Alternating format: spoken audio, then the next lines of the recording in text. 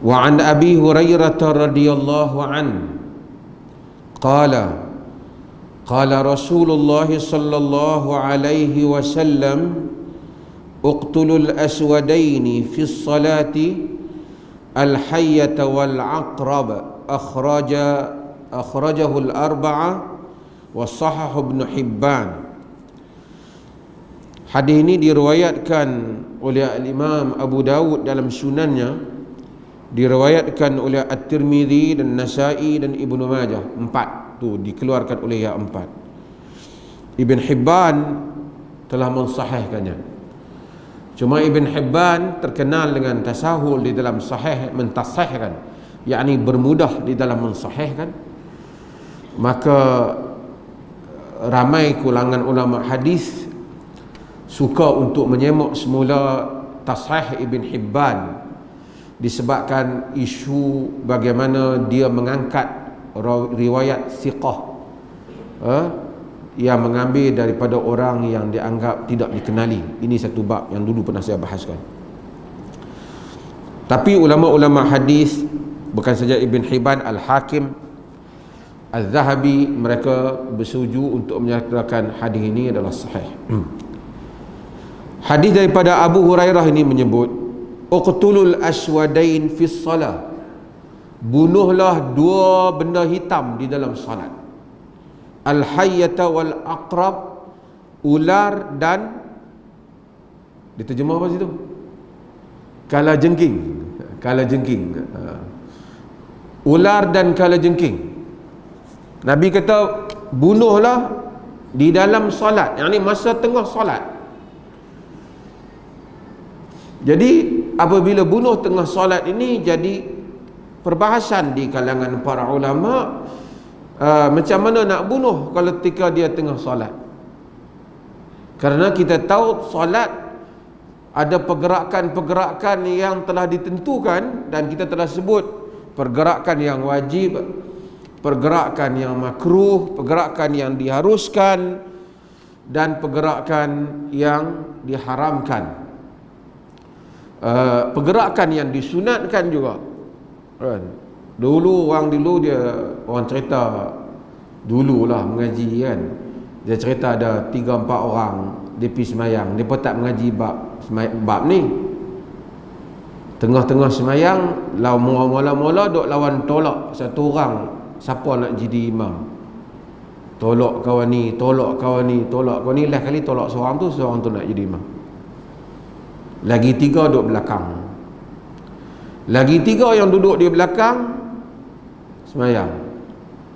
Tengah-tengah semayang, ulang lalu.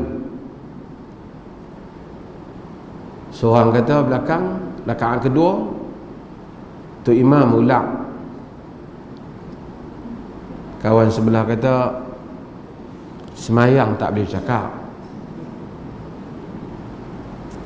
Kawan hak sebelah lagi kata, hang bagi tahu kat dia pun kira bercakap juga.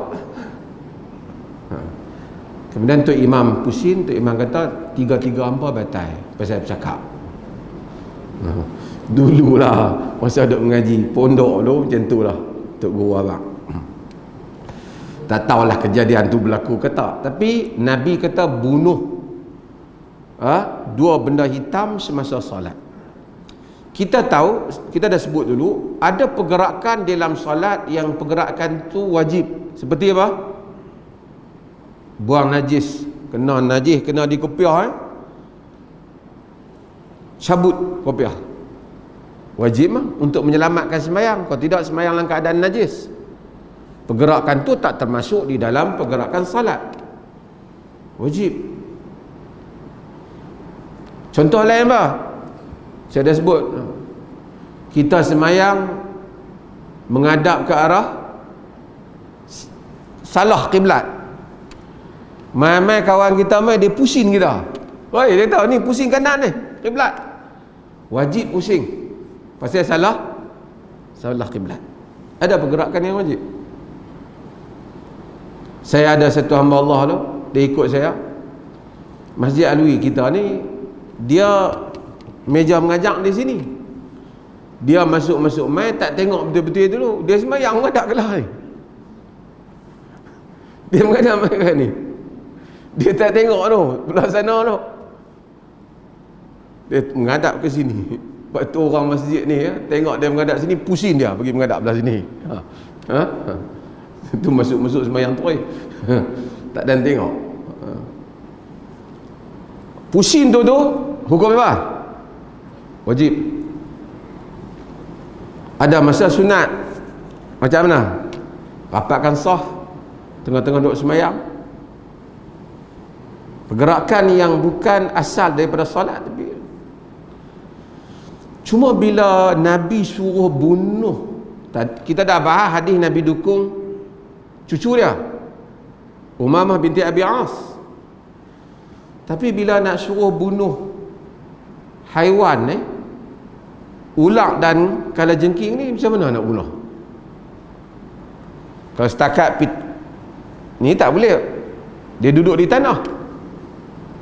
Maka para ulama fuqaha terpaksa bahaskan hak mana yang nak kena bunuh ni. Sebahagian mereka kata yang mesti, pasal Nabi kata uqtulu, perintah tu kamu kena bunuh. Di kalangan mereka kata perintah ni wajib, tapi di kalangan mereka kata perintah ni adalah sunat. Tapi kalau dia ke arah menyerang kita, wajiblah bunuh. Kita tak bolehlah biar kita mati kerana ular ataupun kerana kalajengking. Jadi dia kata kalau dia menghala kepada kita, kita bunuh. Tapi kalau ular tu duduk mai, kita semayang dalam rumah,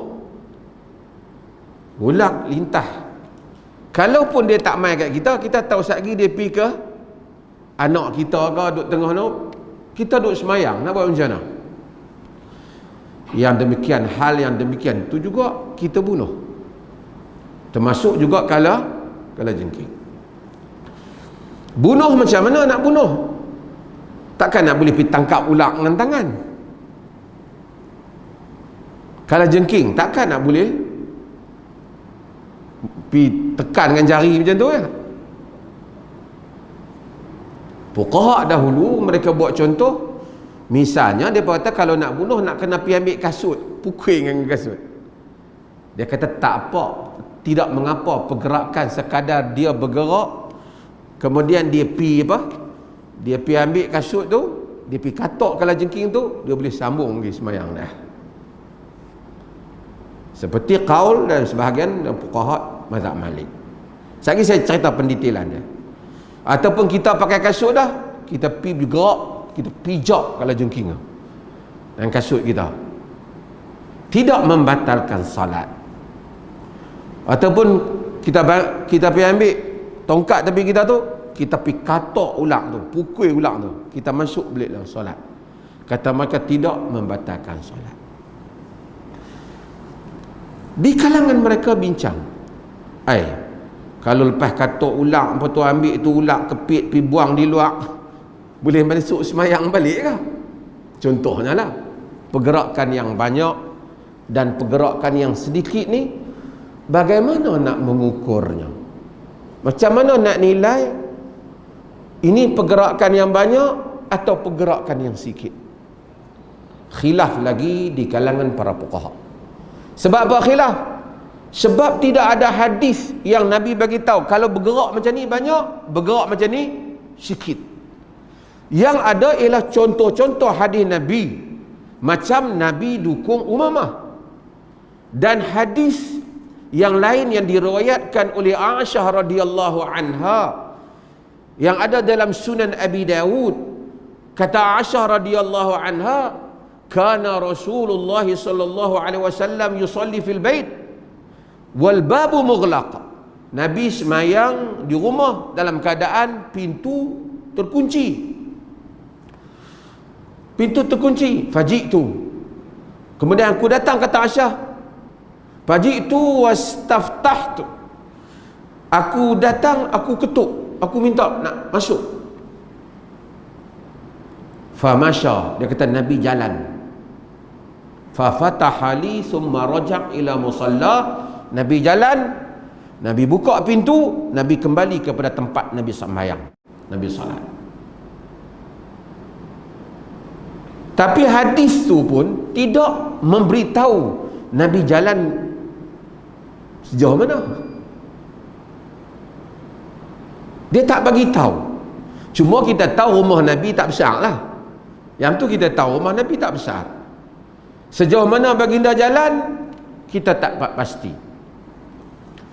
Sebahagian mazhab mereka andaikan mungkin Nabi berjalan 2 langkah, 3 langkah, Nabi buka pintu, Nabi patah balik ke tempatnya. Maka menjadi perbincangan di kalangan ulama panjang. Tidak ada siapa yang mempunyai dalil yang jelas tentang yang dikatakan kadar pergerakan yang membatalkan solat itu. Di kalangan mereka, Al-Imam Syaukani jawab, bahas panjang bab ini. Di kalangan mereka ada yang menyatakan jika sekiranya dia bergerak pergerakan besar 3 kali berturut-turut, batal salat. Ini seperti yang kita maklumi disebut dalam sebahagian fuqaha Hanafi, disebut juga khususnya dalam mazhab Syafi'i. Pergerakan kecil tak apa, pergerakan besar tak boleh. Kata mereka kalau pergerakan itu pada adatnya nampak besar, tak boleh. Tapi adat besar tak kecil ini orang nak ukur tak boleh. Kesimpulan dia sukar nak ditentukan. Ada yang kata kalau 1 tangan tak apa, 2 tangan tak boleh. Akhirnya mereka di kalangan fuqaha menyatakan kita tengok pergerakan Nabi. Kalau sekadar macam Nabi itu dukung, bergerak, pergi buka pintu saja, bergerakan yang sedikit, yang tak menampakkan meninggalkan solat, boleh. Tapi kalau dia sengaja macam mempersendakan semayang, duk buat, batal solat dah. Tapi pergerakan yang pada kalau orang tengok, orang tahu dia duk setengah semayang tu.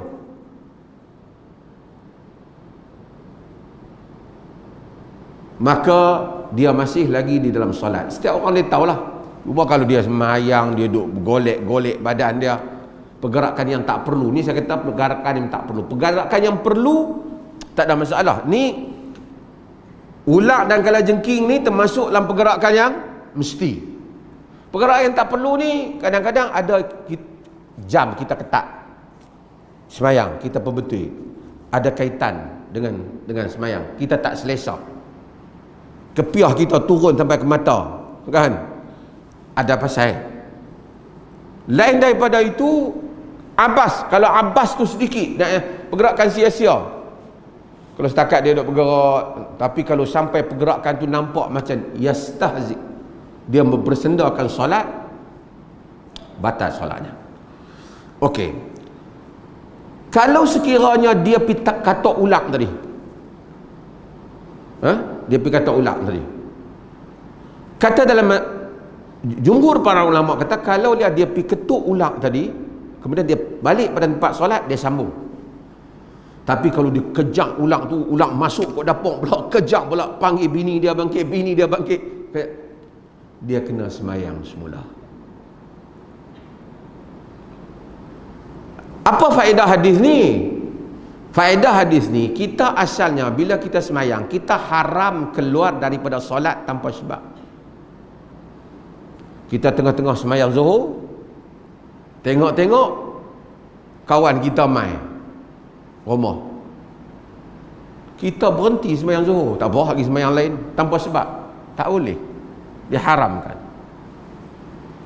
Tapi kalau kita berhenti pasal ulang ni, tak apa, pasal ia satu yang berbahaya. Sebab itu adalah faedah daripada hadis Nabi SAW yang ada di dalam bab ini. Maka dengan itu disunatkan juga untuk kita membunuh binatang yang bahaya ni. Kalaulah duduk dalam semayang pun Nabi suruh bunuh, di luar semayang pun bunuh lah. Ulang mai rumah kita boleh membunuh. Demikian juga apa-apa saja binatang yang berbahaya. maka seseorang boleh membunuhnya, jika mengancam nyawa kita. Wallahu taala alam.